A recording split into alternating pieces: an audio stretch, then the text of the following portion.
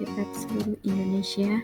Perkenalkan, saya Montesna MKom, calon guru penggerak angkatan 7 dari Provinsi Jambi, dan juga Bapak Dr. Dwi Sutrisno MPD sebagai fasilitator saya, dan juga Bapak Kejora MPD sebagai pengajar praktik saya. Pada kesempatan kali ini saya akan memaparkan tentang aksi nyata yang telah saya lakukan di sekolah saya, yaitu SMA Negeri 1 Sungai Penuh. Yang pertama itu membentuk keyakinan kelas yang telah saya lakukan di beberapa kelas. Kemudian melakukan diseminasi dengan rekan sejawat dan juga melakukan praktek segitiga restitusi. Silakan disimak.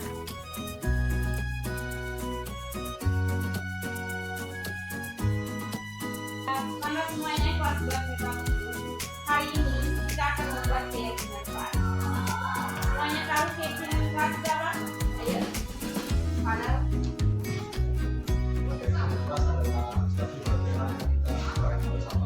Oke, tepuk tangan untuk Pak.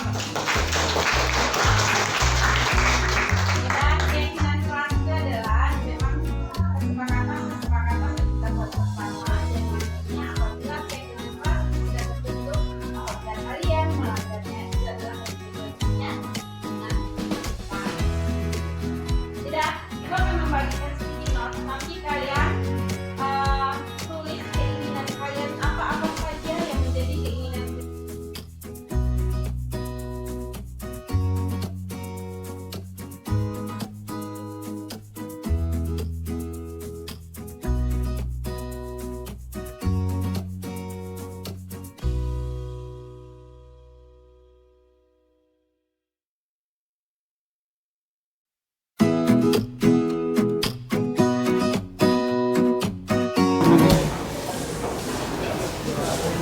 Assalamualaikum warahmatullahi wabarakatuh. Selamat datang Bapak Ibu guru hebat SMA Negeri 1 Sungai Penuh. Terima kasih sebelumnya karena sudah memenuhi undangan saya untuk datang menghadiri kegiatan diseminasi ini, yang mana kegiatan ini merupakan imbasan dari pendidikan guru penggerak angkatan 7. Tugas kami ditugaskan untuk mengimbaskan ke rekan-rekan sejawat. Ini nanti kita harapkan continue, artinya apa, terus menerus, karena banyak hal sebenarnya yang harus kita kolaborasi bersama tentunya. Nah Bapak dan Ibu, pertama-tama marilah kita mengucapkan puji dan syukur kehadirat Allah Subhanahu wa Ta'ala, karena berkat rahmat dan karunia-Nya lah kita dapat berkumpul dalam melaksanakan kegiatan ini. Tentunya tidak lupa salawat serta salam kita aturkan ke junjungan Nabi Muhammad SAW, rahmatan lil alamin. Bapak dan Ibu guru hebat SMA Negeri 1 Sungai Penuh, mungkin terlebih dahulu saya perkenalkan diri dulu walaupun semuanya sudah kenal. Nama saya Montesna, guru TIK di SMA Negeri 1 Sungai Penuh ini. Merupakan salah satu calon guru penggerak angkatan 7 yang sedang mengikuti pendidikan guru penggerak, dan pada saat ini kami sudah sampai pada tahap akhir dari modul 1. Nah, kebetulan aksi nyatanya adalah pengimbasan ke rekan sejawat. Nanti di modul-modul lainnya juga ada pengimbasan seperti coaching dan lainnya. Ini tidak hanya semata tugas semata, karena setelah saya mengikuti program guru penggerak ini, ternyata memang materinya, modul-modul yang dipelajari itu memang kontekstual, artinya memang implementasinya ke pendidikan itu, pendidikan kita sekarang ini sangat bagus. Bapak dan Ibu, adapun materi hari ini, materi yang akan saya imbaskan yaitu tentang budaya positif. Kalau kita mendengar tentang budaya positif, tentunya kita berpikir ke hal yang baik-baik, mengakar pada hal-hal yang baik-baik. Adapun sebenarnya budaya positif itu sudah ada di sekolah kita. Kenapa budaya positif? Sekarang saya ingin mengajak Bapak dan Ibu untuk merenung sejenak. Merenung sejenak. Mari kita lakukan bersama. Bapak Ibu, saya ingin mengajak Bapak Ibu untuk bermimpi sebentar. Ayo semuanya bisa fokus ke sini. Semuanya silakan tarik nafasnya dalam-dalam terlebih dahulu. Oke, silakan pejamkan matanya. Pejamkan matanya, kita bermimpi. Kita sekarang berada di sekolah impian kita, di SMA Negeri 1 Sungai Penuh yang lingkungannya sangat nyaman, di mana siswa belajar dengan menyenangkan, kita pun mengajar dengan menyenangkan. Semua kolaborasi antar guru, antar semua sivitas akademi SMA Negeri 1 Sungai Penuh sangat harmonis. Bapak dan Ibu, itu adalah sekolah impian kita. Silakan Bapak dan Ibu renungkan nih karakter-karakter siswa yang muncul, karakter-karakter baik, itu adalah impian kita bersama. Bagaimana Bapak dan Ibu? Saya mengajak Bapak dan Ibu bermimpi sebentar. Ya, nah itulah tujuan pendidikan kita sekarang ini. Iya, iya Bapak dan Ibu. Ya, karena pada pertama kali kami diajak bermimpi bagaimana menciptakan lingkungan sekolah itu yang menyenangkan, artinya lingkungan positif di sekolah kita. Nah, bagaimana itu bisa terwujud dengan penerapan budaya positif di sekolah. Nih, apa-apa saja yang akan disampaikan pada nanti sepanjang materi ini, nanti kita akan bertemu titik temunya budaya positif itu di mana. Nah, sebenarnya ada 7 materi ini, tapi karena ada satu yang yang tergabung, di mana materi budaya positif ini kaitannya nanti konsepnya itu adalah perubahan paradigma stimulus respon ke teori kontrol. Walaupun masih membingungkan, nanti akan ketemu titik temunya. Kemudian yang kedua nanti ada disiplin positif, kemudian kebutuhan dasar manusia atau motivasi perilaku manusia, kemudian posisi kontrol restitusi, keyakinan kelas, dan juga segitiga restitusi. Sebelum kita mengulas tentang budaya positif, kita mungkin menguraikan kembali pembelajaran paradigma baru sekarang ini, bahwa kita sekarang sudah menerapkan kurikulum merdeka. Bapak dan Ibu, kurikulum merdeka itu tujuannya adalah untuk mewujudkan pelajar yang berprofil Pancasila, di mana pelajar dengan profil Pancasila itu ada 6 elemen. Yang pertama itu beriman, bertakwa kepada Tuhan Yang Maha Esa dan berakhlak mulia, kemudian berkebinekaan global, kreatif, bernalar kritis, mandiri, dan gotong royong. Keenam elemen ini, kalau semuanya sekarang kita kurikulum merdeka itu ada di kelas 10, keenam elemen ini selalu ada di rencana pembelajaran kita sekarang. Harus ada elemen 6 ini di rencana pembelajaran kita yang sekarang. Nah, itu adalah kurikulum merdeka. Kenapa kurikulum kita terus revisi? Sekarang ini kita sebenarnya kembali ke kurikulum pada masa taman siswa dulu, yaitu berlandaskan filosofis Ki Hajar Dewantara, di mana Ki Hajar Dewantara mengatakan bahwa mendidik dan mengajar itu sebenarnya adalah proses menuntun siswa sesuai dengan kebutuhan dan tahap perkembangannya, artinya sesuai dengan kodrat alam dan kodrat zamannya. Oke Bapak Ibu, kita kembali ke budaya positif. Nah, seperti yang kita mimpikan tadi bahwa kita ingin menciptakan lingkungan yang positif di sekolah. Nih, tentunya harus ada penerapan budaya positif di sekolah. Nah, sebenarnya apa sih budaya positif itu? Sudah banyak. Itu merupakan nilai-nilai kebajikan yang sudah sebenarnya ada di sekolah kita. Tinggal kita menguatkannya lagi. Nih, budaya positif itu merupakan perwujudan dari nilai-nilai atau keyakinan universal yang diterapkan di sekolah. Kebetulan hari ini ada tim disiplin, Bu Dorlan nantinya ini akan seru, karena nantinya kita akan saling sharing.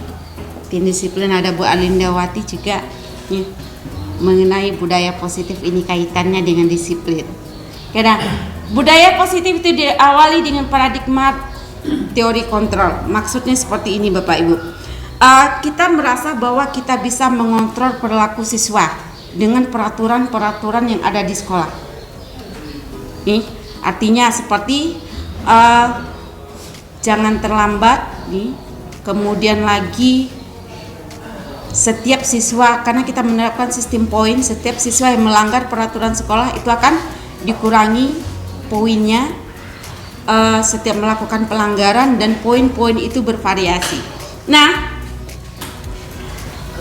kita merasa bahwa kita sudah bisa mengontrol siswa tersebut dengan peraturan. Tapi selama ini barangkali kita sebagai guru merasa berkewajiban mengontrol perilaku siswa. Itu yang sedang kita lakukan sekarang ini dengan peraturan-peraturan yang kita terapkan di sekolah. Nah, jadi kenyataannya kita sering memberi hukuman ataupun penghargaan, hukuman kepada mereka yang melakukan kesalahan dan penghargaan kepada mereka yang berbuat baik ataupun berprestasi, seperti itu. Nah, sebenarnya bisakah kita mengontrol seseorang? Nah, ini kaitannya. Jika kita ingin mengubah perilaku orang lain, kita sendiri dulu yang harus berubah. Inilah paradigma perubahan dari stimulus respon nantinya ke teori kontrol. Apa hubungannya dengan budaya positif nanti? Nah, itu yang nanti akan ketemu titik temunya. Apa kaitannya dengan budaya positif? Ini salah satu perubahan paradigma. Ini termasuk stimulus respon. Pada dasarnya kita tidak dapat memaksa murid untuk berbuat sesuatu jikalau murid tersebut memilih untuk tidak melakukannya. Pada dasarnya, hakikatnya seperti itu Bapak Ibu. Namun kalau tampaknya kita seperti bisa mengontrol siswa, perilaku murid, mengikuti apa yang kita perintahkan ataupun peraturan yang ada, itu sebenarnya mereka mengizinkan diri mereka untuk dikontrol. Karena mereka ingin di zona nyaman, artinya tidak menerima hukuman ataupun yang lainnya, seperti itu. Nah, bentuk kontrol seperti itu menjadi kebutuhan dasar yang dipilih oleh murid tersebut. Jadi mereka memilih diri mereka, mengizinkan diri mereka untuk dikontrol. Nah, jika kita ingin merubah perilaku seseorang, tentunya pertama kali kita dulu yang harus berubah. Nah, inilah kenapa perubahan paradigma dari stimulus respon ke teori kontrol. Kalau selama ini dengan stimulus respon, kita mencoba mengubah orang agar berpandangan sama dengan kita coba beralih ke paradigma teori kontrol, bahwa kita berusaha memahami pandangan orang lain tentang dunia.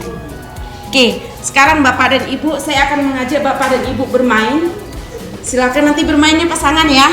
Bu Wani dengan Bu Pet, Bu Dorlan dengan Bu Arlinda berpasangan. Kepalkan tangan. Ya, kepalkan tangan.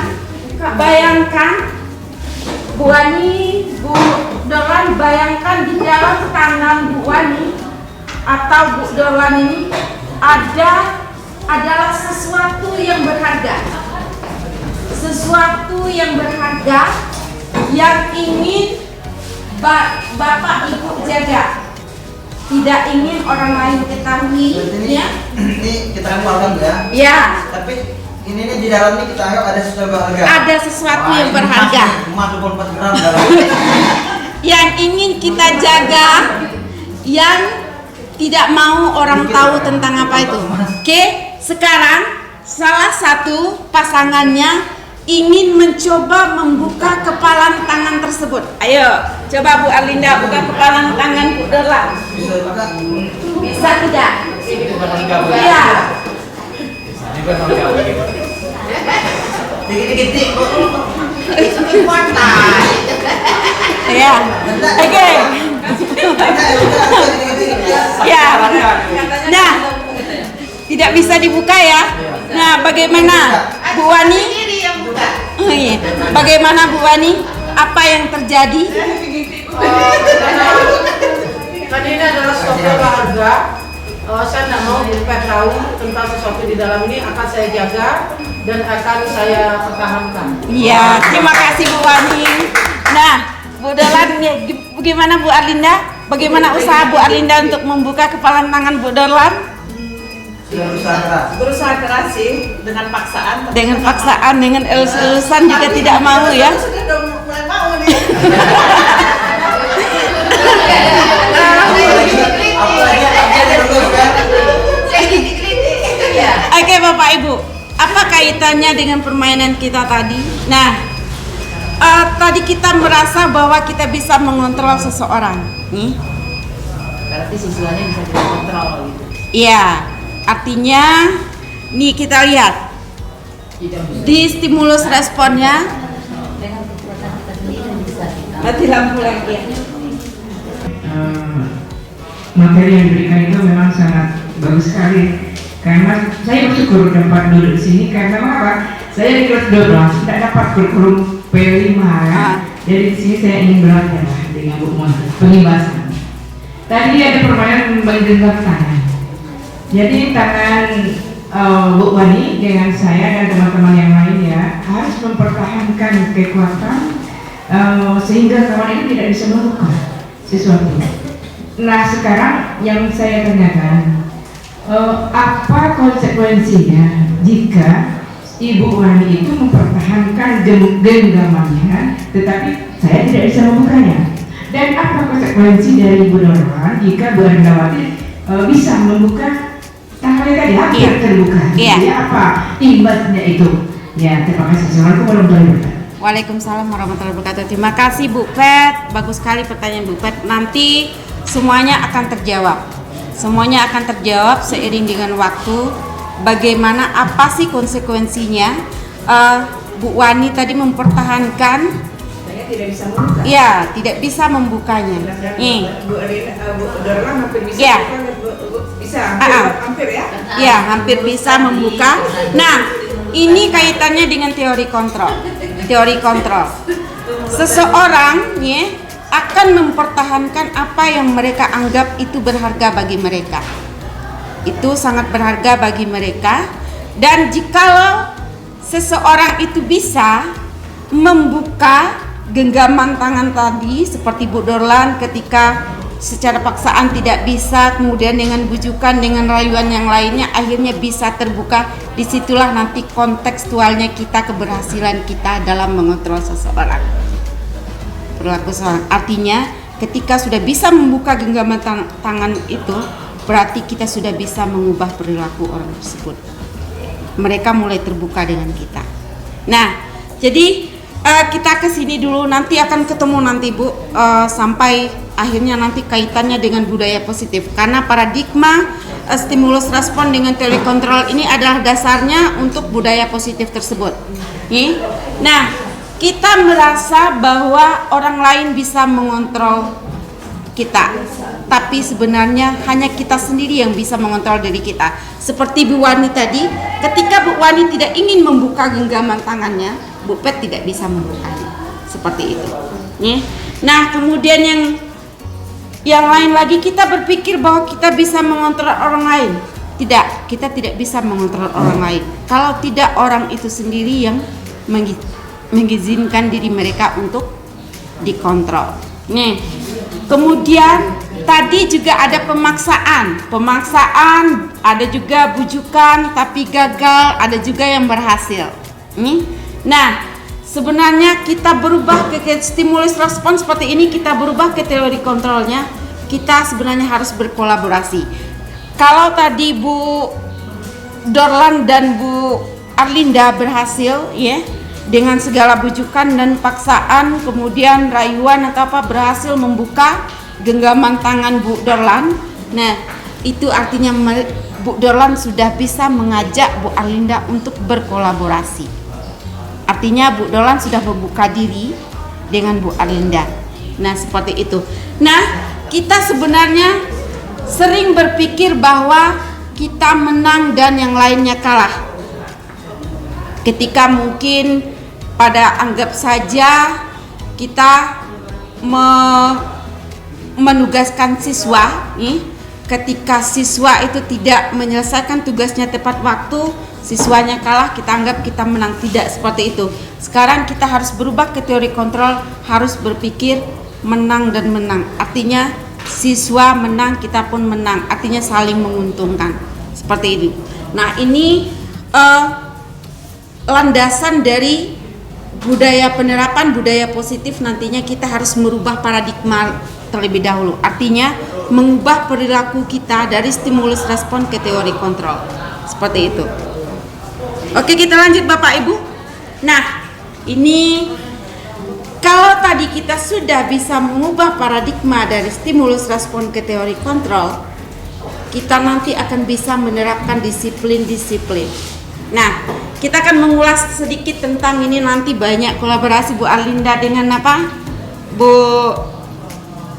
Dorlan nanti, disiplin dan 3 motivasi perilaku. Mungkin kalau kita mendengar kata disiplin, tentunya itu berkaitan dengan apa? Peraturan ya, peraturan yang harus kita taati ya, seperti itu. Nah, kemudian disiplin dan hukuman, apakah sama?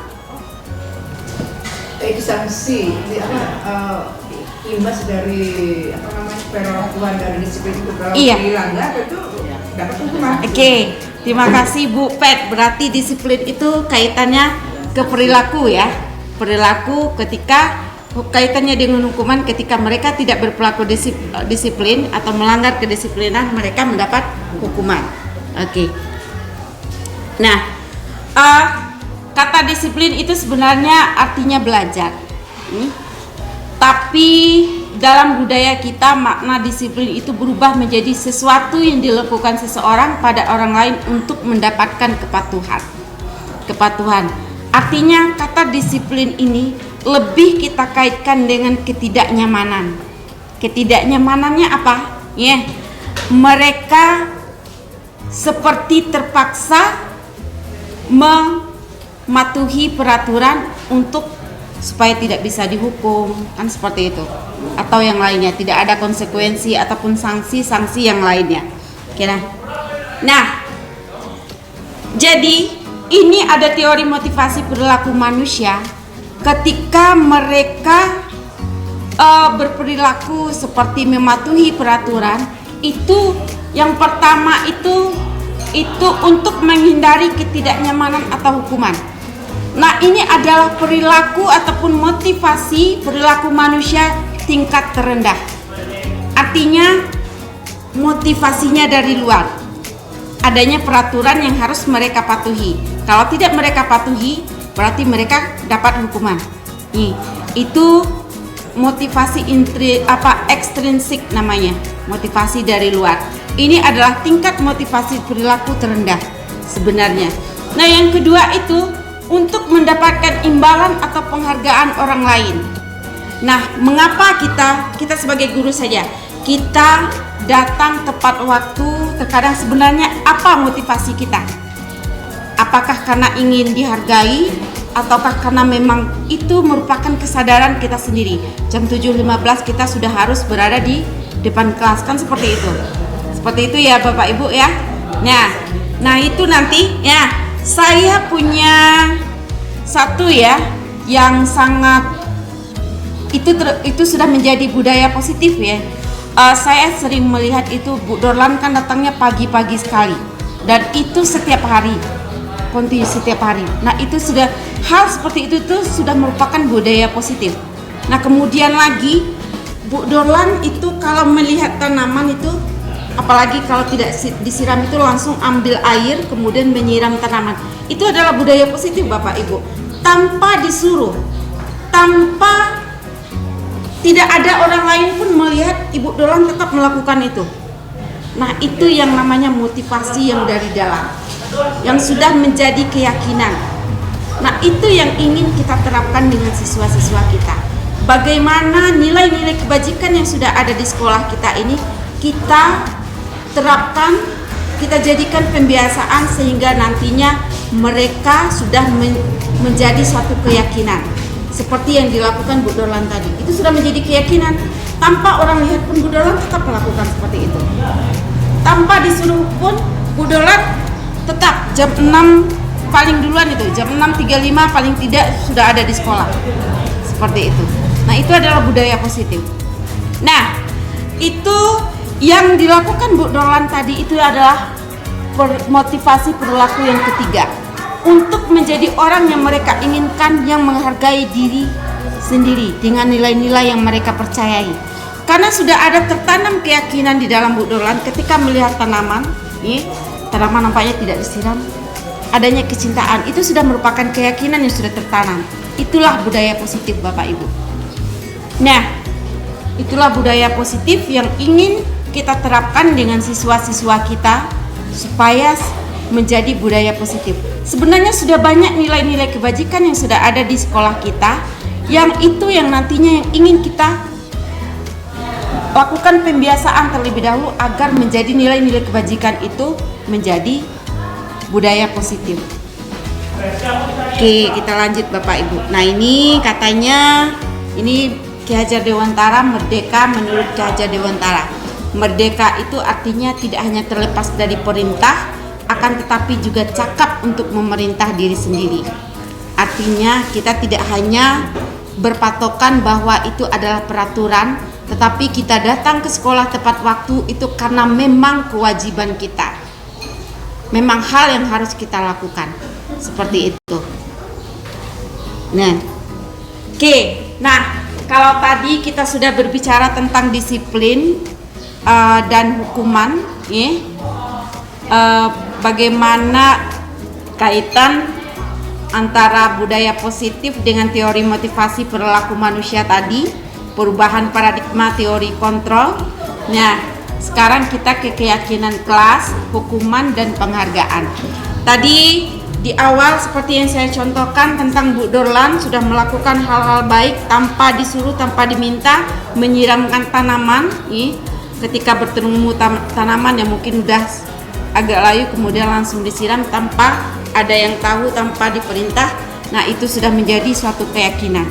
Nah, Bapak dan Ibu, bagaimana sekarang kita berusaha mengubah dari peraturan ataupun nilai-nilai kebajikan yang ada di sekolah kita itu menjadi suatu keyakinan. Kita mulai dari yang terkecil dulu. Mulai dari keyakinan kelas, nantinya baru keyakinan sekolah. Nah, bagaimana sih keyakinan? Mengapa di sini ada pemantiknya? Mengapa tidak peraturan saja? Mengapa harus keyakinan kelas? Kita lihat dulu keyakinan kelas.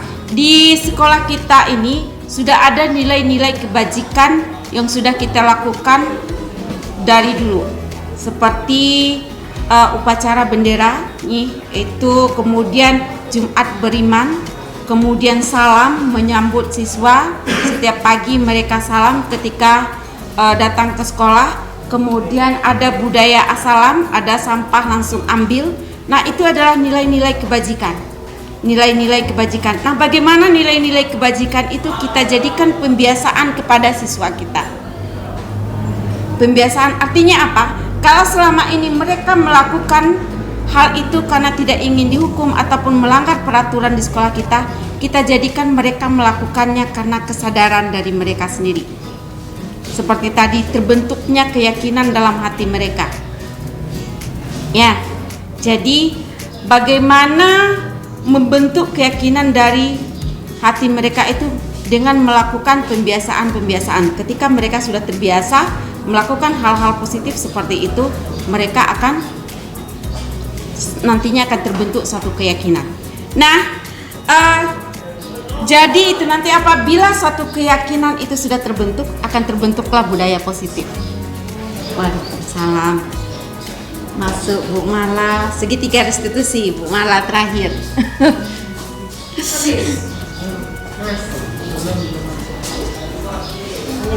Ya,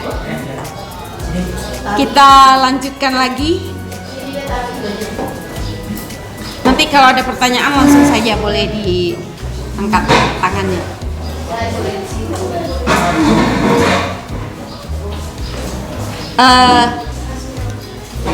Dan tadi juga sekilas ya, Bu Dorlan juga pernah menanyakan sama saya, kenapa sih pengimbasannya ke yang tua-tua, tidak yang muda-muda, tidak. Karena ini sebenarnya apalagi masalah budaya positif ini adalah tugas kita bersama. Ini merupakan kolaborasi dari kita semuanya. Saya itu pernah membayangkan bagaimana hubungan kita itu sangat harmonis, antara guru sama guru itu harmonis. Nih, hubungannya sangat humanis. Tidak ada yang namanya circle. Kalau sekarang bahasa kerennya circle ya. Tidak ada yang namanya circle. Begitupun nantinya dengan siswa-siswa kita. Nih, mimpi. Tetapi kalau nanti terbentuknya budaya positif ini, hal itu pasti bisa terwujud. Nah, dengan nilai-nilai kebajikan yang sudah ada di sekolah kita itu nanti itu pasti akan bisa, tetapi itu tidak bisa dilakukan oleh oleh satu orang ataupun oleh sekelompok orang, tetapi kita bersama memang harus kita bersama, karena untuk membentuk budaya positif di sekolah itu memang kolaborasi seluruh sivitas akademika SMA Negeri 1 Sungai Penuh, memang harus bersama. Oke, nah tadi tentang keyakinan kelas, tindakan kita ataupun perilaku kita itu menentukan lingkungan yang positif ataupun lingkungan belajar bagi siswa-siswa kita. Ketika kita misalnya pada awal semester itu sering ya, kalau kita di lokal itu kita berbicara kepada siswa, oke, selama 1 semester ini belajar dengan ibu maunya seperti ini. Kalian tidak boleh telat masuk dengan ibu 5 menit setelah bel berbunyi, seperti itu. Nah, itu peraturan yang kita terapkan. Kemudian nanti jangan sampai ada yang alfa sampai 2 kali, seperti itu. Itu peraturan yang kita terapkan di kelas yang kita ajar pada awalnya. Dan selama ibu mengajar, kalian harus menghormati ibu, seperti itu. Nah, itu biasanya yang kita lakukan, itu namanya peraturan kita yang kita terapkan di kelas pada saat kita mengajar. Nah, ternyata siswa juga ingin mereka seperti apa yang kita mau, mereka juga ingin kita juga seperti maunya mereka. Dari peraturan tadi kita merubah paradigma kita ke keyakinan kelas. Apa itu keyakinan kelas? Bagaimana kita membuat kesepakatan bersama. Kesepakatan bersama, jika kesepakatan bersama itu kita sama-sama membuatnya antara siswa dan guru, itu timbullah keyakinan kelas nantinya. Itu nantinya yang motivasi dari luar, yang namanya motivasi dari luar, di mana kita harus mematuhi peraturan karena itu karena untuk menghindari hukuman. Nah, itu nanti akan menjadi keyakinan yang dibuat bersama, yang nantinya apabila mereka melanggarnya sendiri, berarti mereka melanggar keyakinan mereka sendiri. Nih, memang akan sulit, tetapi itu perlu kita diskusikan bersama. Itu bagusnya membuat keyakinan kelas ini pada saat pertama. Tapi kalaupun sudah berjalan pertama kita awal semester itu, kalaupun sudah berjalan itu bisa saja. Artinya kita membuat kesepakatan bersama, keyakinan kelas bersama itu antara siswa dan guru. Jadi mereka nanti, nih ini ada contohnya. Mereka nanti misalnya seperti pada kontekstualnya, pada faktanya kita mungkin memberikan seperti sticky note, catatan-catatan kecil. Mereka akan menuliskan apa maunya mereka untuk kelas mereka, seperti itu. Artinya seperti ini, datang tepat waktu, mengucapkan salam nantinya. Kemudian kita juga menuliskan apa maunya kita, kemudian kita tempelkan mungkin di papan tulis, nanti kita kelompok-kelompokkan dan akan menjadi suatu yang namanya kesepakatan kelas. Nah, kami, ini contohnya, kami guru dan murid yang saling menyayangi. Itu contohnya. Kami murid yang semangat belajar. Nah, itu contohnya. Dan Bapak dan Ibu, untuk membuat keyakinan kelas ini, usahakan kalimat-kalimat negatif itu tidak ada. Seperti dilarang membuang sampah sembarangan, itu kita ganti dengan jagalah kebersihan. Kata dilarang itu merupakan, kalau dalam bahasa Indonesia itu kata yang negatif ya Bu Pet. Nah, itu kita ganti dengan kata-kata yang positif. Dilarang membuang sampah sembarangan. Itu nantinya kita ubah dengan jagalah kebersihan. Seperti itu. Tapi itu merupakan kesepakatan kita bersama. Jangan seperti kalau peraturan sekolah itu kan jangan membuang sampah sembarangan. Kalau nanti kedapatan kamu poinnya dikurangi 5, kan seperti itu. Tapi kalau sudah merupakan kesepakatan kita bersama, mereka nanti konsekuensinya itu nanti pada diri mereka sendiri, mereka telah melanggar keyakinan yang mereka buat sendiri. Seperti itu nantinya. Nanti ini tetap pasti ada nanti yang melanggar kesepakatan kelas itu pasti ada, walaupun kita sudah menyepakatinya bersama. Nanti bagaimana prosesnya untuk menyikapi solusi yang seperti masalah yang seperti itu, nanti ada solusinya. Oke, kita lanjut Bapak dan Ibu. Ada pertanyaan mungkin atau kita lanjut? Lanjut ya. Nah, ini tadi peraturan dan keyakinan kelas. Ada contohnya, kalau peraturan ini selalu kembalikan buku ke tempatnya. Keyakinan kelasnya bertanggung jawab, tanggung jawab. Kemudian dilarang mengganggu orang lain, kita ubah kalimatnya menjadi menghormati ataupun saling menghormati. Kemudian hadir di sekolah 15 menit sebelum pembelajaran dimulai, itu berkomitmen. Artinya komitmen, memang komitmen mereka untuk tidak terlambat datang ke sekolah. Kemudian ada juga jangan berlari di kelas atau koridor, itu karena nantinya kan mengganggu nih. Nah, itu adalah untuk keselamatan dan keamanan. Nih, itu paradigma kita berusaha untuk supaya peraturan, walaupun itu nanti di sekolah itu namanya peraturan, itu nanti bagaimana peraturan itu menjadi suatu keyakinan bagi siswa-siswa kita, terutama juga bagi kita tentunya. Nah, Bapak dan Ibu, kita sering memberikan penghargaan kepada siswa kita. Tapi kita lihat kembali, apakah penghargaan itu efektif? Judulnya di sini adalah dihukum oleh penghargaan. Kenapa dihukum oleh penghargaan? Nah, kita lihat pengaruh dari jangka pendek dan jangka panjangnya. Penghargaan itu tidak efektif, kita lihat penghargaan menghukum, merusak hubungan, dan mengurangi ketepatan. Kenapa sih judulnya harus dihukum oleh penghargaan? Oke. Nah, dihukum oleh penghargaan, pengaruh jangka pendek dan jangka panjang.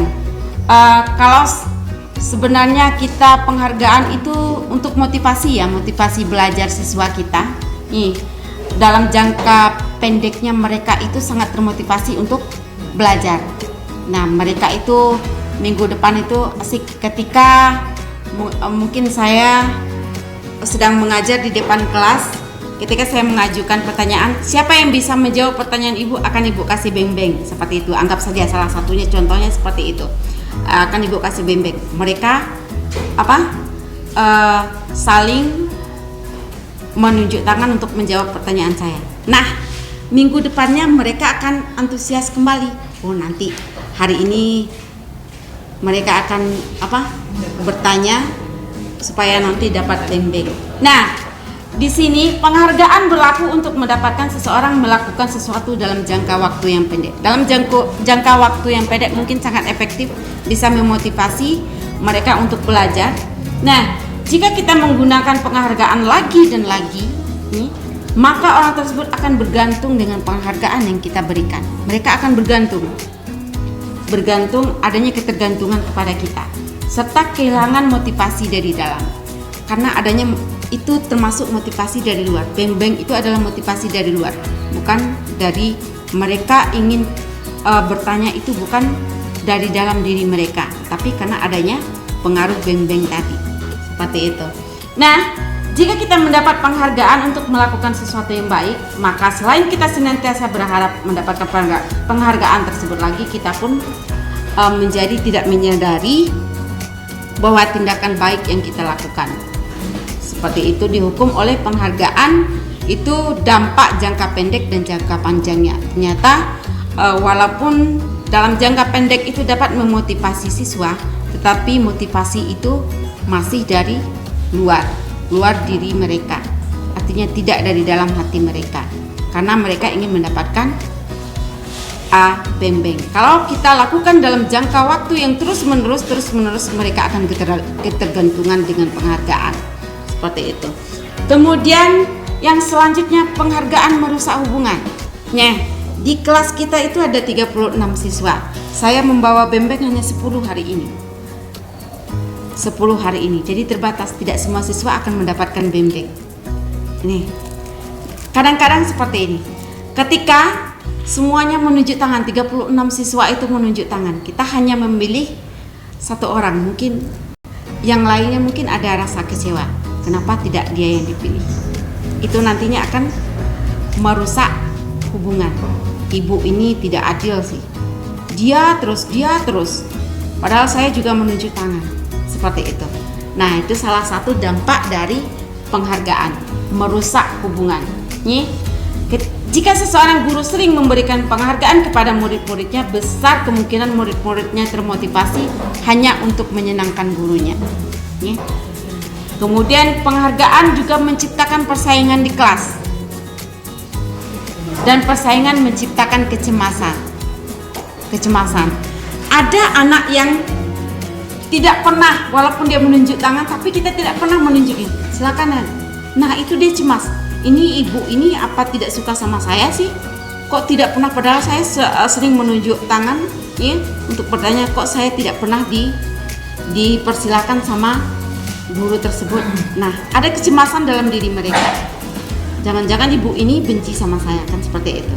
Nah, itu artinya dihukum oleh penghargaan yang merusak hubungan. Oke, nah, tadi kita sudah berbicara tentang yang pertama tadi, saya kembali teori kontrol, paradigma, kita stimulus respon ke teori kontrol. Kemudian tadi ada motivasi perilaku manusia. Kemudian tadi bagaimana disiplin dan hukuman, hukuman itu, penghargaan itu. Nah, kita kenapa sih?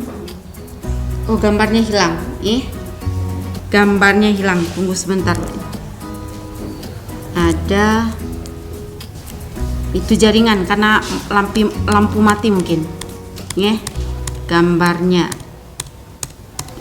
Oke, nih. Kenapa sih siswa kita itu melakukan pelanggaran? Walaupun nanti kita sudah menerapkan keyakinan kelas di kelas kita, kenapa mereka masih melakukan pelanggaran? Karena ini Bapak Ibu, semua manusia itu sama. Kebutuhan dasar manusia itu ada 5. Yang pertama itu adalah belonging itu adalah kasih sayang. Kebutuhan akan kasih sayang. Kemudian ada juga power, kebutuhan akan kekuasaan. Kemudian juga ada freedom, kebutuhan akan kebebasan. Kemudian ada fun, kebutuhan akan kesenangan. Dan survival itu adalah kebutuhan bertahan hidup. Kenapa mereka melanggar peraturan siswa kita? Ini kita apakan dengan siswa? Itu karena mereka gagal dalam memenuhi kebutuhan dasar mereka sebagai manusia. Nah, adanya kegagalan dalam memenuhi kebutuhan dasar manusia. Nah, kita lihat kembali. Nah, seperti ini contohnya. Ibu guru bilang, aku tidak boleh bersenandung sewaktu mengerjakan tugas. Katanya, kelas harus tenang, tidak boleh ada suara. Padahal kan aku suka dan senang bernyanyi. Itu termasuk kebutuhan yang bagaimana? Kebutuhan akan kebebasan ya. Kebebasan untuk melakukan sesuatu yang mereka senangi, mereka inginkan. Ya.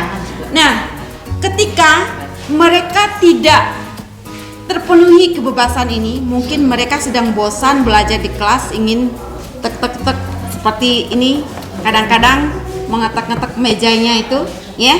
Nah, itu kan pada saat kita mengajar itu kan artinya mengganggu suasana pembelajaran. Itu kenapa mereka melakukan seperti itu? Karena mereka gagal dalam memenuhi kebutuhan, salah satunya kebutuhan dengan akan kebebasan. seperti itu. Nih. Nah ini juga, ini ibu guru tidak menyapaku hari ini, padahal aku pakai jepit rambut baru. Ini mungkin bagi yang non ya, karena kita anak SMA sudah apa ya, pakai jilbab ya. Nah ini kebutuhan akan ya kasih sayang, ingin diperhatikan, ingin diterima, ingin. Ternyata kita cuek saja, lewat saja. Padahal dia sudah overacting dari tadi. Overacting ingin diperhatikan, tetapi ternyata kita cuek saja. Nah ini merupakan kebutuhan akan kasih sayang. Ketika mereka melakukan pelanggaran-pelanggaran tersebut, artinya mereka tidak terpenuhi kebutuhan dasarnya. Nah, Bapak dan Ibu, kita harus memahami. Setelah kita memahami kebutuhan dasar tadi, di sini kita akan lanjut nanti bagaimana kita menciptakan budaya positif itu, ya. Ini ada yang namanya 5 posisi kontrol. 5 posisi kontrol, dan kelima-limanya ini saya rasa kita pernah melakukannya. Nah, di tahapan-tahapan manakah kita? Tapi memang nih, kalau kita lihat posisi kontrol ini, terkadang kita menyesuaikan dengan situasi dan kondisi. Di mana saatnya kita menjadi seorang penghukum. Posisi kontrol itu yang berwarna merah ini, itu ada penghukum, itu pembuat orang merasa bersalah, itu sebagai teman juga, kemudian pemantau, kemudian juga yang terakhir itu manajer. Nah, ketika kita posisi kontrol kita itu sebagai penghukum, kita itu seperti, kalau perbuatan kita sebagai penghukum mungkin menghardik siswa, menunjuk-nunjuk siswa, itu perbuatan kita menyakiti mereka, kemudian menyindir. Kemudian kalau kita berkata, kalau kamu tidak melakukannya, awas ya, rasakan. Nih, kamu harus mematuhi peraturan ini, kamu harus masuk tepat waktu, seperti itu. Nah itu kita sebagai penghukum. Kalau kamu tidak melakukannya, awas, rasakan. Mungkin nilai kamu akan ibu kasih D, seperti itu. Ya, itu kalau guru berkata di mana posisi kita sebagai guru itu sebagai penghukum. Nah, itu hasilnya apa? Ya, walaupun secara jangka pendeknya siswa itu mengikuti apa yang kita katakan, tapi hasilnya itu siswa itu memberontak, menyalahkan orang lain ataupun berbohong. Tidak Bu, saya tidak ribut tadi, si Aldi yang ribut tadi, seperti itu. Mereka malah menyalahkan orang lain, seperti itu. Nah, dampaknya pada murid, dampaknya kalau kita sering memposisikan diri kita sebagai seorang penghukum, mereka akan mengulangi kesalahan mereka.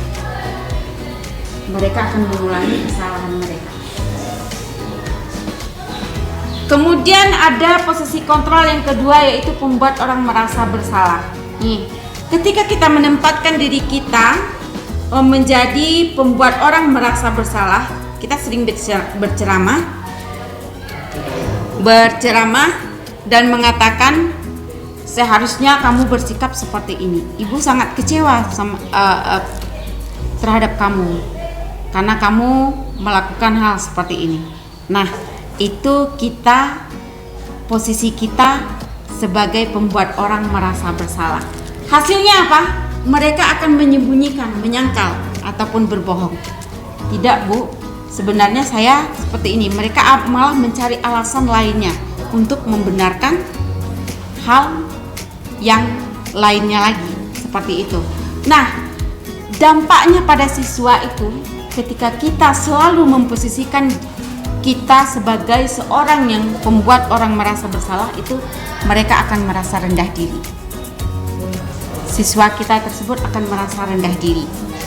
Dan yang ketiga itu kita di posisi kontrol sebagai teman. Nah, sebagai teman ini kalau kita diri mereka sendiri, ketika mereka melakukan suatu kesalahan, itu mereka bisa langsung menyadarinya, seperti itu. Sampai di sini mungkin Bapak Ibu ada yang mau ditanyakan atau apa? Ada yang mau ditanyakan, lanjut? Boleh bertanya lagi?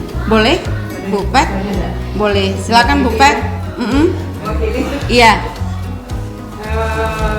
Terima kasih Bu Montes, ya materinya sangat bagus sekali, jelas sekali disampaikan ya, cocok jadi guru penggerak ini ya. Terima kasih Bu Fet. Begini, kan sering kita lihat untuk ini masalah hukuman yang apa tadi? Hukuman apa tadi katanya? Dihukum oleh penghargaan, ya. Nah sering kita melihat ketika ada acara update akbar, misalnya Jumat Beriman, kan ada tuh. Nah siapa yang bisa menjawab? Nanti dikasih uang 50 gitu kan? Itu kan namanya menghukum dengan penghargaan. Nah itu sering kita lakukan. Kemudian di kelas, nah yang satu lagi misalnya ketika menerima rapor, kan? Kita kan sering memberikan hadiah. Peringkat 1, peringkat 2, peringkat 3 dan seterusnya itu. Nah itu bagaimana pendapat Ibu Montes? Ada mungkin memang yang sudah memudaya di sekolah kita, ketika kita mengecap seorang siswa itu pintar, dia akan pintar selamanya, seperti itu. Karena kebiasaan kita ataupun motivasi dari siswa itu sendiri, kadang-kadang ketika mereka merasa diri mereka pintar, kemudian diberikan penghargaan dan dibuang pada tempatnya. Nah, itulah yang ingin kita penerapan nilai-nilai kebajikan itu yang ingin kita kuatkan, sehingga penerapan yang kita lakukan dengan peraturan-peraturan itu tadi bisa menjadi budaya positif. Budaya positif itu yang artinya motivasi mereka itu memang dari dalam, bukan dari yang kita buat peraturan-peraturan harus ini. Masalah itu mungkin masalah ekonomi, ya katakanlah kebutuhan yang tidak bisa terpenuhi. Dan setelah kami ambil inisiatif, setiap hari saya kasih 20.000 untuk belanjanya tiap hari, asal dia sekolah.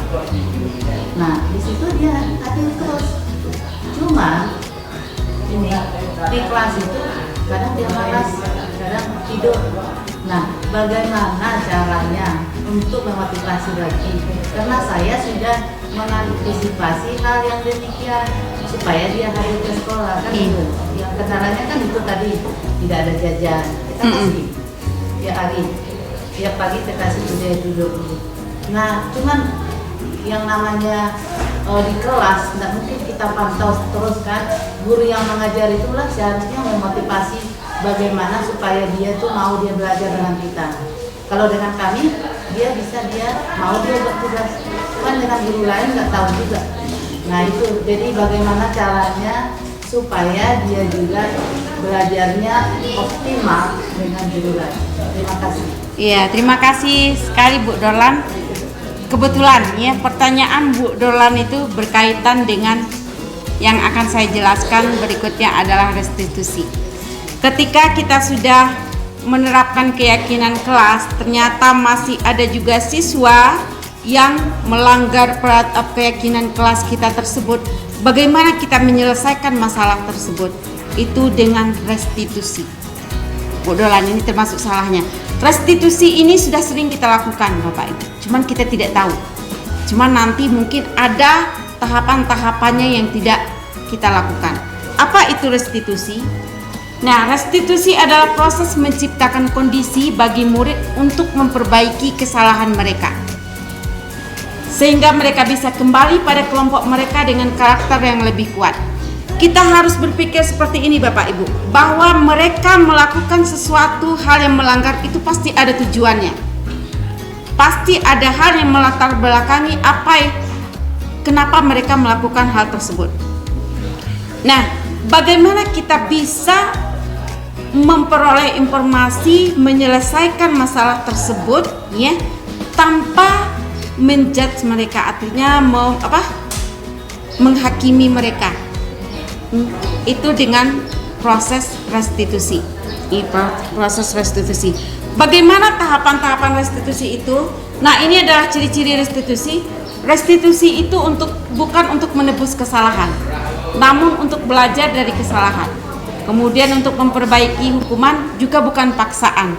Artinya bagaimana Bapak Ibu nantinya kita jangan mengatakan bahwa anak itu bersalah. kita cari dulu informasinya. Dan ini guru BK ini sudah sering melakukannya. Ya. Nah, bagaimana tahapan-tahapannya? Ya, ini restitusi adalah cara yang paling baik, fokus pada karakter bukan tindakan. Kemudian lagi fokus pada solusi. Nah, nantinya tahapan-tahapan restitusi ini, itu nantinya mereka yang akan mencari solusi bagi mereka sendiri. Tentunya setelah kita melakukan tahapan-tahapan tersebut. Apa tahapan yang pertama? Tahapan yang pertama itu adalah menstabilkan identitas. Kemudian yang kedua itu validasi tindakan yang salah. Yang ketiga itu menanyakan keyakinan. Seperti ini. Kita jangan menghakimi mereka. Kamu ya bersalah seperti ini. Tidak. Kita tanyakan dulu. Saya ada videonya. Belum tahu Bu. Nah kamu Ibu lihat di absen ini sering alfa gitu. Kenapa sih bisa terjadi seperti itu? Nah, buat mereka merasa terbuka. Jangan ditanya dulu apakah kamu, jangan menjudge seperti itu. Tanyakan saja, biarkan mereka yang menguraikan sendiri. Kenapa sih bisa terjadi seperti itu? Apa yang melatar belakangi kok alfanya sampai banyak sekali? Nah, mereka nanti perlahan-lahan akan berkata, begini sebenarnya begini Bu.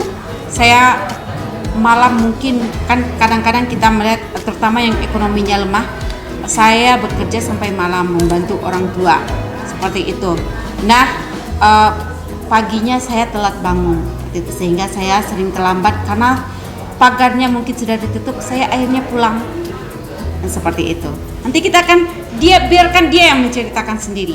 Nah kemudian ketika dia sudah terbuka dan memberikan informasi kepada kita masalah mereka, jangan pula kita menghakimi, oh ya ternyata kamu ini, jangan kamu lakukan tidak seperti itu Bapak Ibu. Bilang kepada mereka untuk menstabilkan identitas mereka agar mereka tidak merasa dihakimi. Kamu bukan orang satu-satunya orang yang pernah melakukan hal itu. Ibu juga dulu pernah loh melakukan seperti itu. Karena ibu dulu seperti ini. Nah, cairkan dulu suasana seperti itu agar mereka tidak merasa terlalu bersalah. Agar mereka merasa tidak terlalu bersalah dan mereka nanti akhirnya menyadari kesalahan mereka. Nah, itu nanti tahapan yang kedua, validasi tindakan yang salah. Nah, kamu tentu punya alasan mengapa melakukan seperti itu. Nah, mereka akan menceritakan sendiri. Begini Bu, begini Bu. Nah, menurut kamu adakah cara yang efektif untuk mendapatkan apa yang kamu butuhkan? Seperti itu. Biarkan mereka yang menyelesaikan sendiri. Kita hanya menuntun mereka. Itu validasi tindakan yang salah. Mereka yang mengakui bahwa mereka salah, mereka pula nantinya yang akan mencari solusi dari masalah kita. Kita hanya mengarahkannya saja. Kemudian yang selanjutnya yang terakhir itu menanyakan keyakinan. Nah, kamu tahu kan kita sudah membuat kesepakatan kelas. Menurut kamu dengan hal tindakan yang kamu lakukan ini, kesepakatan mana yang telah kamu langgar? Nah, jadi mereka sudah tahu tuh. Oh ya Bu, saya mungkin belajarnya tidak fokus seperti itu. Belajar tidak fokus. Padahal kita sudah mensepakati bersama bahwa harus belajar fokus ataupun menghormati orang lain ataupun seperti ini. Nah, menurut kamu ketika kamu melakukan itu, apakah baik bagi kamu? Kita hanya menuntun, bertanya-tanya saja seperti itu. Mereka yang akan mengalir, iya Bu, memang salah ternyata. Nah, bagaimana kamu memperbaikinya? Biarkan mereka mencari solusinya. Oh mungkin begini Bu, saya harus, nah begini. Seperti itu Bu Dolan. Mungkin Bu Dolan ya. Terima kasih Bu Dolan.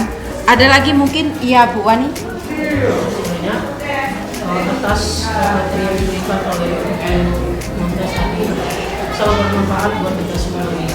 Nah ini ada sharing dengan Ibu Montes. Semua tindakan-tindakan telah kita lakukan dalam proses pembelajaran dalam kelas. Kita mendapat anak-anak sudah ya kalau pada dasarnya sebelum dijelaskan ini boleh kita katakan sebagai pembuku. Juga pernah membuat anak-anak merasa bersalah. Itu kita apa adanya. Nah kemudian sudah juga mencoba ke tahap pendekatan berupa mengajak anak seperti teman kita. Juga sudah menjadi manajer juga buat siswa tersebut. tapi belum menuju ke tahap yang restitusi seperti yang baru kita dapatkan ini. Nah, di kala tantangan yang tadi itu sudah kita lakukan, ada dilema, kita menemui ada beberapa siswa yang bermasalah.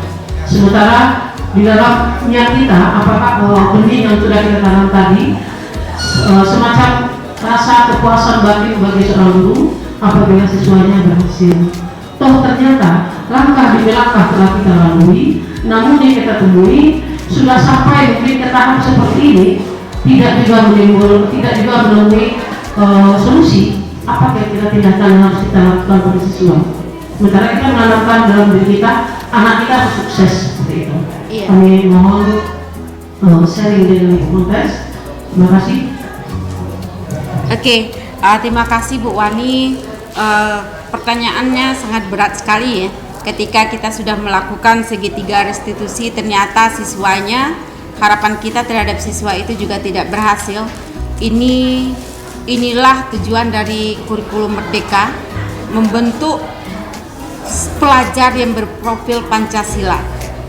Di mana pelajar dengan profil pelajar Pancasila itu karakternya sangat kuat sekali, di mana di sana ada bernalar kritis, tentunya beriman, berakhlak mulia, berkebinekaan global, kemudian juga ada kreatif. Kalau salah satu dari kenapa tidak berhasilnya kita setelah melakukan hal-hal tersebut, karena mungkin memang karakter siswa tersebut belum terbentuk. Karena yang mempengaruhi pembentukan karakter itu yang terutama itu adalah lingkungan Bapak dan Ibu. Lingkungan, kalau kita di sekolah, kita sudah berusaha semaksimal mungkin. Lingkungan kita di sekolah itu dari jam 7.15 sampai jam 2. Itu yang bisa kita kontrol.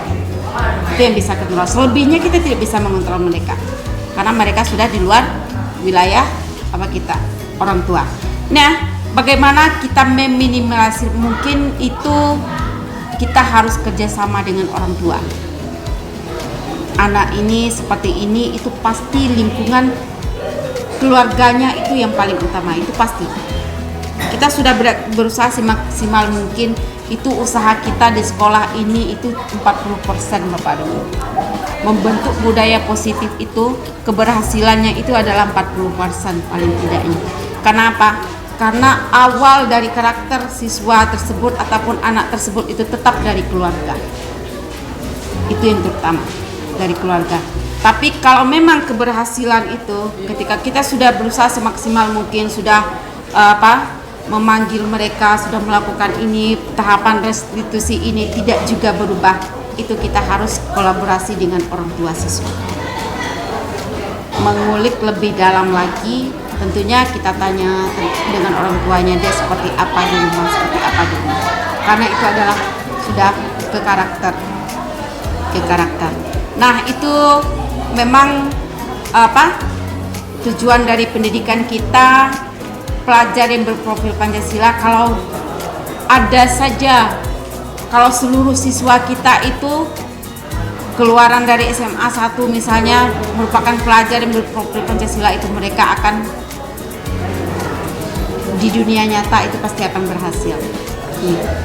Tapi kalau tidak berhasil, ada yang tidak sukses atau memang karakternya belum kuat, dan itu tidak bisa kita lakukan, tidak bisa ibu sendiri, itu semuanya, tidak hanya ibu, orang tua, lingkungan, sekolah, semuanya. Sama seperti tadi, karena hari ini kita berbicara tentang budaya positif, sangat sulit untuk mencapai tujuan tersebut, tetapi tidak mungkin tidak tercapai. Kenapa? Bisanya tercapai budaya positif itu kolaborasi kita bersama. Tidak hanya siswa, guru, kepala sekolah, sarana prasarana, termasuk juga orang tua dan lingkungan sekitar sekolah itu sendiri, untuk membentuk lingkungan positif di sekolah. Seperti itu Bu Ani. Memang berat, itu tugas kita, sangat berat, tapi itu tugas kita bersama. Saya hanya mengimbaskan materi karena sangat setelah melakukan pendidikan guru penggerak ini ternyata mindset berubah. Kalau awalnya kata orang itu kalau masuk pendidikan guru penggerak ini ingin menjadi kepala sekolah atau yang lainnya, sekarang itu sangat berubah mindsetnya karena modul-modulnya ternyata sangat bagus sekali. Tidak hanya berdampak pada yang lain, pada diri saya sendiri. Kadang-kadang kami rasanya ikut guru penggerak itu terasa tertampar-tampar setiap harinya karena ternyata banyak paradigma yang kita lakukan selama ini yang bertentangan dengan filosofis belajar dewantara. Begitu Bapak Ibu, ada lagi mungkin? Ada lagi boleh Pak? Boleh. Ayah. Ada hubungan dengan ini Bu Berkas. Tadi Bu Berkas sudah menjelaskan bagus betul dari pertanyaan kami. Kembali kita kepada apa yang disebutkan tadi dampak dari paradigma kita selama ini. Kalau kita melihat kilas ke belakang dengan keadaan yang terjadi di saat sekarang, kita lihat peserta didik kita. Kalau kita lihat peserta didik kita, kalau kita menoleh ke belakang, apa yang disampaikan Ibu Mala waktu belajar sejarah, bangsa Indonesia adalah bangsa sejarah. Kalau mengingat sejarah masa lalu, kita lihat paradigma masa lalu bahwa di situ sanksi-sanksi untuk peserta didik dan juga kita sebagai guru itu memang ya jelas gitu ya. Tapi nampaknya ya kalau kita menoleh ke belakang, sepertinya sanksinya hukum dan membuat rasa bersalah. Tetapi ini bukan apa sekedar ingin tahu saja karena Ibu sudah melalui pendidikan yang cukup lama di guru penggerak. Kita lihat yang terjadi dahulu, anak-anaknya cukup disiplin. Kita pun produk dari masa lalu. Anaknya cukup disiplin, menghargai guru, menghargai waktu, bahkan dengan sistem yang seperti itu kita tertib.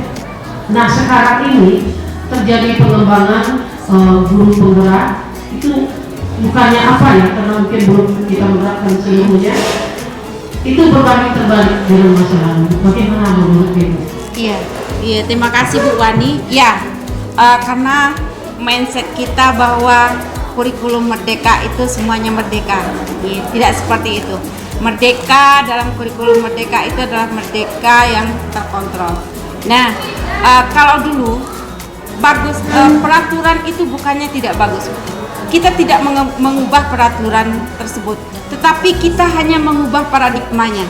Bagaimana mengubah paradigmanya? Seperti jangan membuang sampah sembarangan itu tetap kita lakukan, tidak kita hilangkan. Hanya kita ubah paradigmanya dari peraturan, tidak hanya bahasa, perbuatannya juga. Artinya kalau peraturan tadi itu karena keinginan kita tidak ingin dihukum, bagaimana peraturan jangan membuang sampah sembarangan itu menjadi keyakinan seperti yang dilakukan Bu Dola.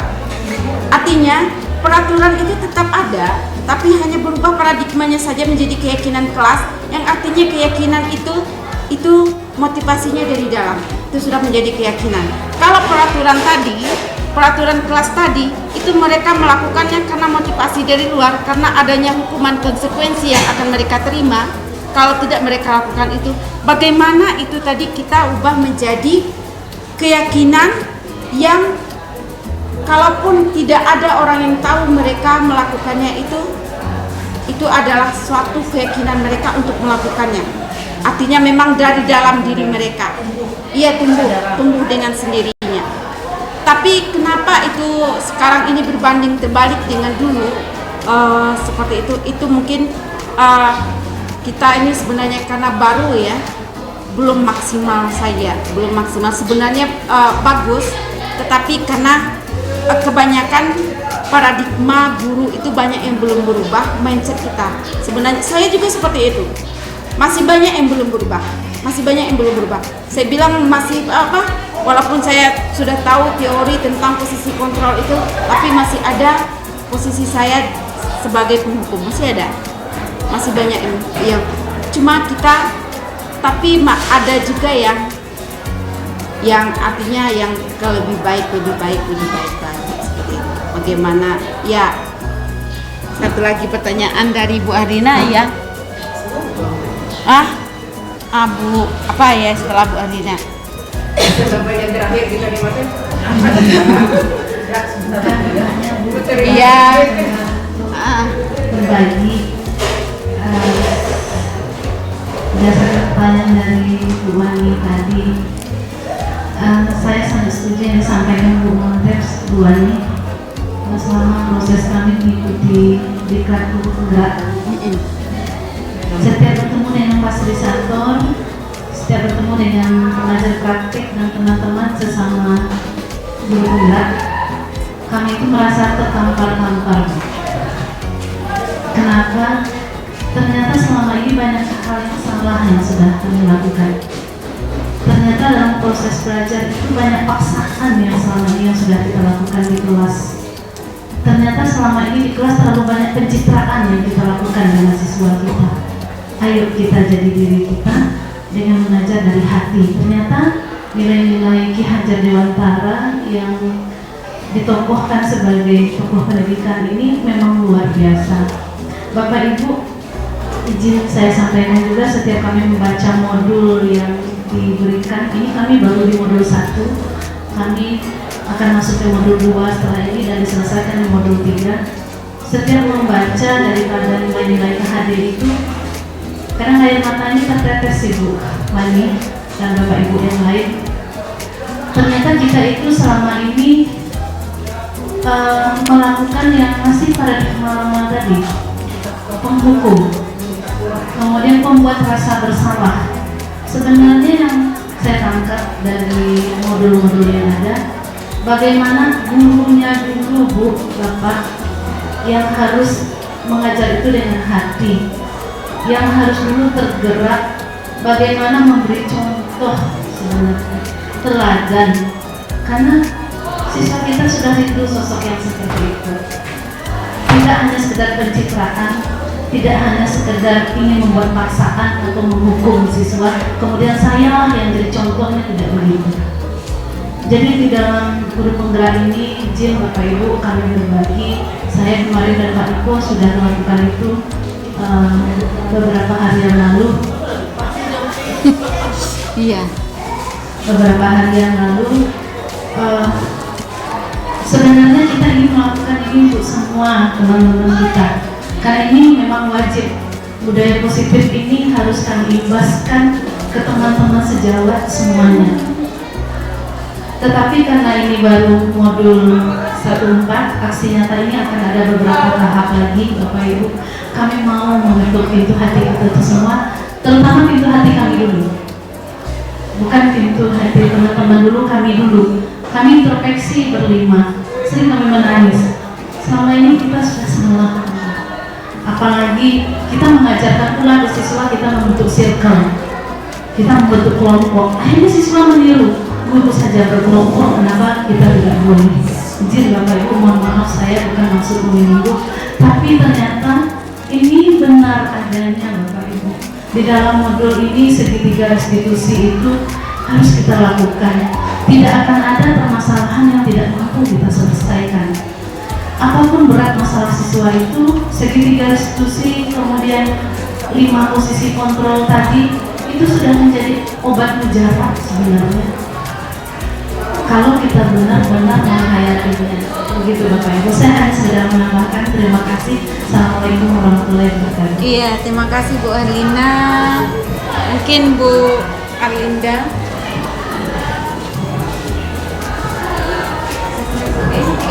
Jam. Assalamualaikum warahmatullahi wabarakatuh. Waalaikumsalam warahmatullahi wabarakatuh. Terima kasih kepada Ibu Montes yang telah memberikan kesempatan kepada saya. Mungkin sama dengan Ibu Herlina tadi, mungkin sini saya hanya ingin sedikit menambahkan, kemudian ingin sama-sama kita berpikir atau mencari solusi. Seperti yang disampaikan oleh Ibu Herlina, saya tadi juga akan menyampaikan hal yang sama. Seperti kita lihat di sekolah kita ini, budaya positif itu sudah ada, baik dari siswa maupun dari sebagian guru. Dan saya perhatikan materi-materi yang ada di guru penggerak ini sangat bagus untuk kita sendiri terapkan. dan pengimbasan kepada guru-guru. Memang saya harapkan kita tidak hanya di beberapa guru saja, kalau bisa di seluruh guru.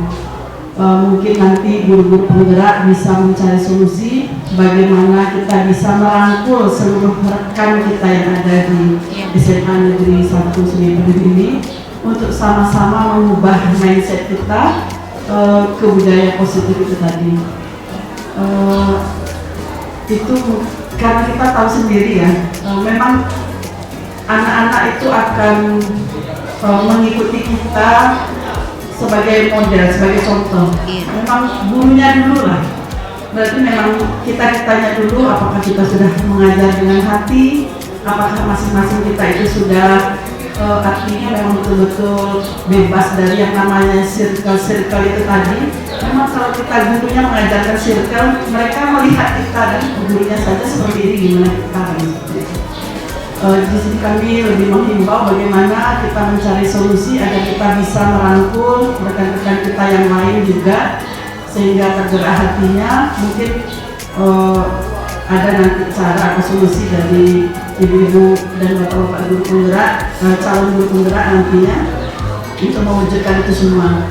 Terus terang saya pindah ke SMA Negeri 1 itu punya mimpi bahwa di sini, di sekolah ini, di kota, di tengah, di pusat kota, di SMA 1, SMA favorit, kita hanya membicarakan bagaimana strategi pembelajaran yang baik, bagaimana kita pendekatan dengan siswa, bagaimana cara meningkatkan mutu pendidikan siswa, bagaimana cara meningkatkan interaksi antara kita dengan siswa, guru dengan guru. Tapi ya itu mimpi, tapi insya Allah nanti akan terwujud. Iya, amin, amin. Iya. Keinginan kita seperti itu semuanya, ingin semuanya dirangkul, ingin semuanya sama-sama. Mungkin itu saja Bu Muntes. Mudah-mudahan nanti ada solusinya. Oke. Terima kasih Bu-ibu pertanyaannya. Terima kasih juga Bu Arlinda karena itu merupakan mimpi kita di awal tadi. Insya Allah, insya Allah semoga suatu saat menjadi kenyataan. Memang saya juga sebagai salah satu guru penggerak, mungkin ekspektasi guru-guru lain sangat besar bahwa nantinya kami bisa menjadi motivator untuk semuanya. Tapi sebenarnya kami masih banyak kekurangan Bapak Ibu, dan itu insya Allah akan kami perbaiki ke depannya, perbaiki ke depannya. Tetapi untuk menciptakan budaya positif terutama di sekolah kita, tidak hanya hubungan humanis dengan siswa kita, tetapi dengan kita sesama kita, rekan guru sesama rekan guru ataupun yang lainnya, itu tidak bisa dari kami sendiri. Itu semuanya memang kolaborasi kita bersama semuanya, dukungan dari kita semuanya agar terciptanya budaya positif di sekolah kita.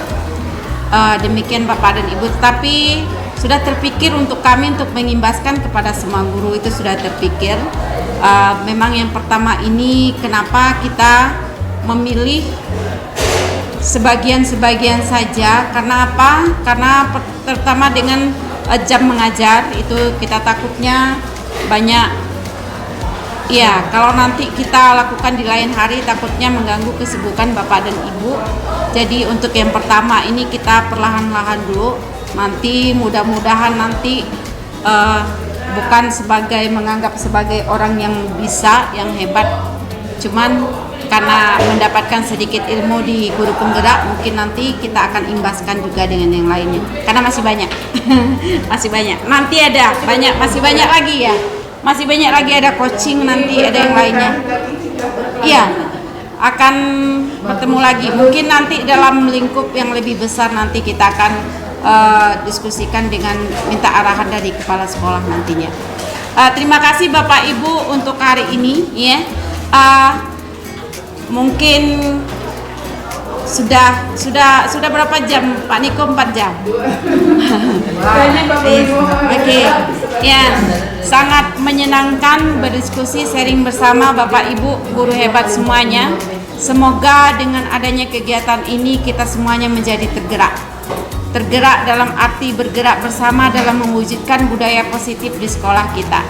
Tentunya untuk agar mimpi kita menjadikan sekolah lingkungannya sebagai lingkungan yang menyenangkan itu terwujud. Demikian Bapak Ibu, terima kasih sekali lagi atas kehadiran dari Bapak Ibu semuanya. Dari tadi tidak saya persilakan mencicipi hidangannya, silakan makan dulu. Oke, terima kasih. Mungkin hanya ini yang bisa saya sampaikan, lebih dan kurang saya mohon maaf atas kesalahan-kesalahan saya, baik dari ucapan ataupun perbuatan ataupun ketidaktepatan mungkin dalam saya menjawab pertanyaan karena kurangnya ilmu saya. Demikian Bapak dan Ibu, sekali lagi terima kasih. Assalamualaikum warahmatullahi wabarakatuh. Waalaikumsalam.